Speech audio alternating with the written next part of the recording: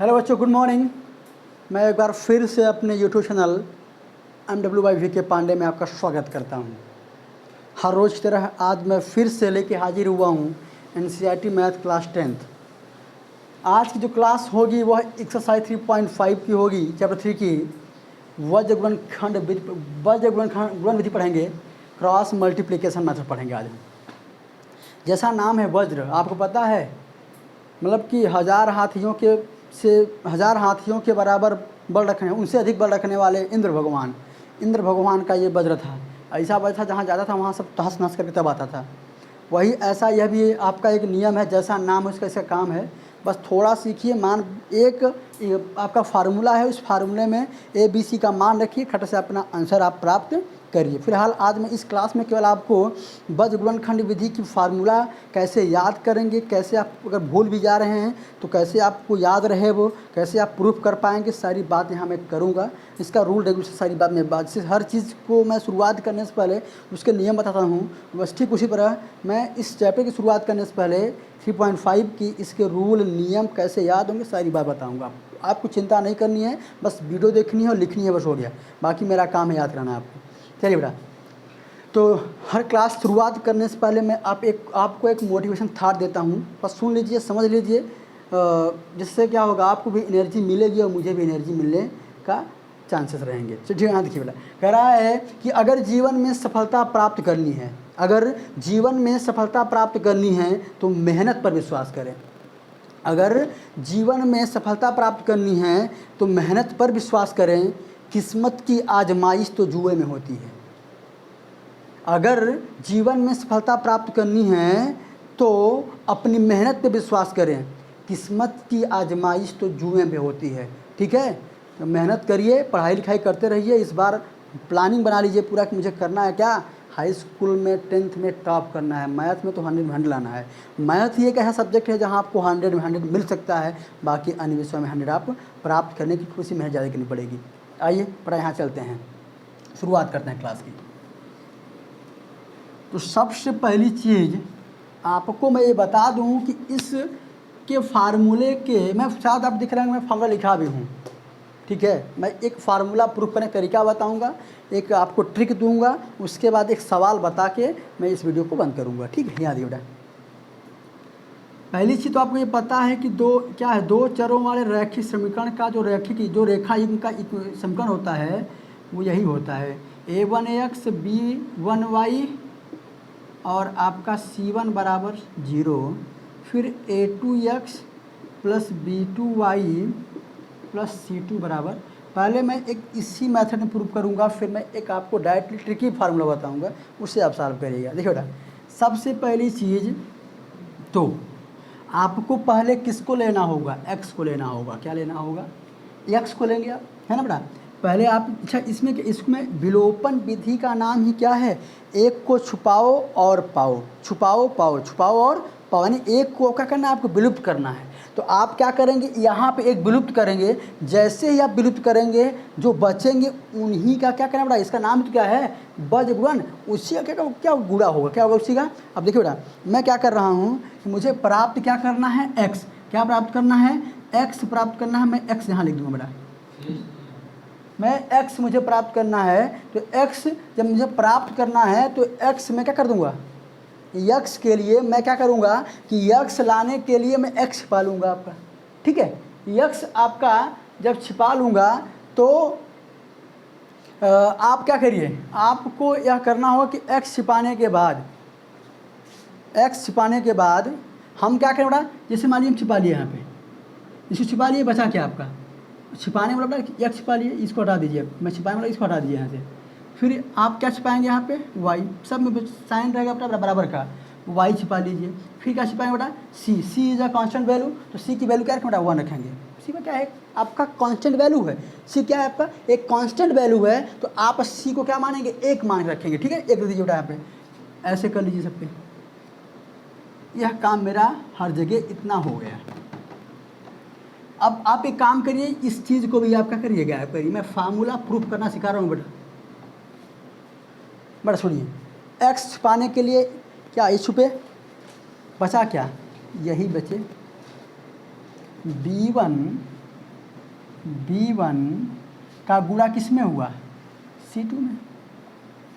और अगली बात ध्यान रखना, यहाँ हमेशा क्या रहेगा बेटा, माइनस रहेगा। क्या रहेगा यहाँ पे, हमेशा क्या रहेगा, माइनस। क्या रहेगा, B2 और C1, पहला चीज़। दूसरा चीज़ बेटा, अब इसको छिपाइए, इसको छिपाएंगे, बी वाला छिपाएंगे ना, वाई के लिए बी छिपाएंगे। तो वाई को बी छिपाने के लिए क्या, जब बी छिपा देंगे क्या मिलेगा, यही सी। अपना यही क्या, C1 A2 C2 A1। तो C1 A2 C2 A1, ठीक है। अब इसको छिपाएंगे, आप इसको छिपाएंगे, क्या बचेगा आपका, यही बचेगा। बड़ा कन्फ्यूज आप कहाँ, मैं उस पर बात करूँगा। तो वही चीज़ क्या, A1 B2 और A2 B1, A1 B2 A2 B1। नहीं समझ में आया तो फिर भी आप परेशान मत होइए। यहाँ देखिए बेटा, यहाँ पर अगर आपको यह फार्मूला समझ में नहीं आया तो मैं फिर से कह रहा हूँ, एक बार फिर सुनिए, फिर से मेरी बात सुनिए। आप इतना जान लीजिए कि शुरुआत कहाँ से होगा, बी से। तो बी के बाद क्या आएगा, सी, और सी के बाद क्या आएगा, इतना सुनिए। यहाँ देखो बेटा, x y 1, x शुरुआत कहाँ है बेटा, यहाँ b रहेगा b1, यहाँ लगेगा b2 बेटा, और दोनों में साइन किसका रहेगा, माइनस का। b के बाद क्या बेटा, c आएगा c1 और c2। ऐसे मैं तरीका बता रहा हूँ कैसे याद करना है आपको, C2 बेटा। यहाँ कन्फ्यूज यही तो कैसा, B1 आएगा C2 आएगा, C2 पहले आएगा पहले B1 पहले आएगा, और यहाँ पर कन्फ्यूज। और इन कन्फ्यूजन में क्या होता है कि सवाल आपकी गलती हो जाती है। पहले आप ऐसे लिखिए, B के बाद क्या आएगा, B1 B2 साथ कर दीजिए। B के बाद क्या आएगा, C1 C2 साथ कर लीजिए, C आएगा। C के बाद क्या आएगा, A आएगा। A1 और A2 साथ कर ले बेटा, ठीक है, इतना कर लिया ना। अब देखो अगला काम ये बताओ, B के बाद क्या आता है, C। B के बाद क्या आता है, C आता है। B के बाद क्या आता है, C आता है। C के बाद क्या आता है, सर C के बाद क्या आता है, समस्या तो ये है। C के बाद क्या बड़ा, आप ऐसे जाओगे तो आओगे कैसे, ऐसे नहीं आओगे। C के बाद क्या आएगा, A लिखिए, A आता है। क्या आता है, A के बाद क्या आता है, B। A के बाद क्या आता है, B। सर यहाँ पे नंबर लिखना भूल गए हैं, ज़रा बताना। 1 के बाद क्या होगा, 2। 2 के बाद क्या होगा, 1। यही बात करूँगा। 1 के बाद क्या होगा, 2। 2 के बाद क्या करेंगे, 1। 1 के बाद क्या होगा, 2। 2 के बाद क्या करेंगे, 1। बेटा यहाँ 3 की बात ही नहीं होगी, 2 का ही कंपेयर है, 2 से ही कंपेयर करेंगे ना भाई। हाँ, 1 के बाद 2, 2 के बाद 1। बेटा अगर ऐसे भी नहीं समझ पा रहे हैं, सुन लीजिए, ऐसे ही समझ नहीं पा रहे हैं, एक आ रहा है बेटा ब्रह्मास्त्र लेके आ रहा हूँ आपके लिए। पहला मेथड आपके फार्मूले पे बताया, दूसरा मेथड आपको हमने एक थोड़ा ट्रिकी बताया। इससे आप समझिए क्या यह 3G है या 4G है। अब मैं आपको लेके आ रहा हूँ क्या, 5G। क्या लेके आ रहा हूँ बेटा, 5G। कैसे बेटा, लिखना होगा, फार्मूला होगा BCA अपान में 1221। यही फार्मूला बेटा है, इसी बनाया हुआ BCA अपान में 12। मतलब आपको x लिखना होगा, y लिखना होगा और 1 लिखना होगा। पहले क्या है बेटा, b, तो लिख लीजिए B1 B2 माइनस डिफरेंस रहेगा। फिर क्या आएगा, C1 और C2 भी डिफरेंस रहेगा। फिर क्या आएगा, क्या A1 और A2 भी क्या रहेगा, डिफरेंस रहेगा। अब ज़रा बताना बेटा, B के बाद क्या आता है, C आता है। C आता है। C के बाद क्या आएगा बेटा, सुनो, B के बाद C के बाद क्या आएगा, B के बाद C के बाद A आएगा नहीं है, A आता है। क्या आता है, A के बाद बेटा, A के बाद कहाँ होगे, ट्रांसफर एन होगा, BC फिर उल्टा हो गया। तो A के बाद क्या है बेटा, A के बाद आपका B आएगा। A के बाद क्या आएगा आपका B। अब जरा समझना नियम क्या है, यानी एक बार कह रहा है 1 2 लगाओ, दूसरी बात क्या लगाओ, 2 1। एक बार 1 2, दूसरी बार 2 1। एक बार 1 2 यानी 12 21, यही इसीलिए फार्मूला बना पड़ा 12 21, इसीलिए यह फार्मूला आपका बनाया गया है। तो बेटा यह 3 मेथड है, तीनों के आप 3 बार देखिए, तीनों को 3 बार देखिए। सबसे सिंपल बड़ा नियम आपका ये है, समझ जाएंगे तो आपको फार्मूला लिखने और समझने में कोई दिक्कत आपको नहीं होगी। ठीक है, तो कोई दिक्कत होइएगा आप कमेंट बॉक्स में कमेंट करिएगा, मैं समझाऊंगा उसको अच्छे से। एक बार उस कमेंट पे जो प्रश्न रहेगा उसमें बताऊंगा अच्छे से। बाकी मैं इसी पे एक बेस्ड में एक सवाल बता रहा हूँ आपको याद यही करना है बेटा, BC अपान में 1221, यानी B आएगा, C आएगा और A आएगा। B1 B2 C1 C2 A1 A2, B1 B2 C1 C2 A1 A2, पहली चीज़। दूसरी चीज़ फिर क्या होगा बेटा, B के बाद C, C के बाद क्या B1 C1 B2 C1, ऐसे। फिर C के बाद A C1 A2 C2 A1, फिर C के बाद क्या था B C A के बाद A1, A के बाद क्या B AB बस क्या है याद क्या करना है, B के साथ C होगा, B के साथ C होगा, C के साथ क्या होगा A होगा, A के साथ क्या होगा B होगा, और नीचे 12 21 होगा। BC CA C BC CA AB BC AB AB कैसे होगा BC AB BC AB BC CAB, पहले BC लेंगे फिर CA लेंगे फिर AB लेंगे यार। ठीक है, देख लीजिए समझ लीजिए इसको। फिर अच्छा इसी पे एक सवाल पे बात कर लें हम, इसी पे बेस्ड आपके सवाल पे बात कर लेते हैं। आपके ही चैप्टर का सवाल है, चैप्टर 3.5 की पहली सवाल। वहाँ ये कह रहा है कि पहली चीज़ दिए हुए इक्वेशन की पहली चीज़ तो जांच कर लें और जांच करके ये बताएं कि संगत है कि असंगत है। यानी आप ये बताना क्या है आपको कि प्रतिच्छेद है, सामान्य हल होगा, एक हल होगा कि कोई हल नहीं होगा। और बताना इसका मेन क्या है, बताना ये है कि हल है तो कितना हल है, एक हल कि 2 हल कि कोई हल नहीं। और फिर कह रहा है कि अगर जिस समीकरण का क्या होगा अद्वितीय हल होगा, उसी को आपको बीजगणित विधि से सॉल्व करना होगा। इसका भी उद्देश्य क्या है, x और y का मान निकालना। मैं एक समीकरण लाया हूँ अपने पास, जैसे देखिए मैं लिखा हूँ क्या 2x + y = 5, 3x + 2y = 8। पहली चीज़ मैं क्या करूँगा बेटा, इसका क्या करूँगा, इसको डिटरमाइन करूँगा अपने इक्वेशन से, किससे बेटा, तुलना करने पर। किससे करेंगे, a1x b1y + c1 = 0, a2x b2y + c2 = 0। पहली चीज़ बेटा यह इस फॉर्म में नहीं है, इसको क्या करेंगे, इसको लिखेंगे इक्वेशन के फॉर्म में। बेटा यहाँ नहीं लिखेंगे गलती हो जाएगा, क्योंकि भाई यहाँ पे क्या होगा, आप ऐसे ही सॉल्व करेंगे। यहाँ पर C1 C2 की वैल्यू प्लस मिलेगी, और जब आप इसको पक्षांतर करेंगे माइनस मिलेगी, और जब आप इसका मान रखेंगे इनमें तो गलती रखा जाएगा और आपका आंसर गलत आ जाएगा। ठीक है ना, यहाँ क्या होगा 2x + y माइनस क्या हो जाएगा 5 = 0, इसको 1 मानिए।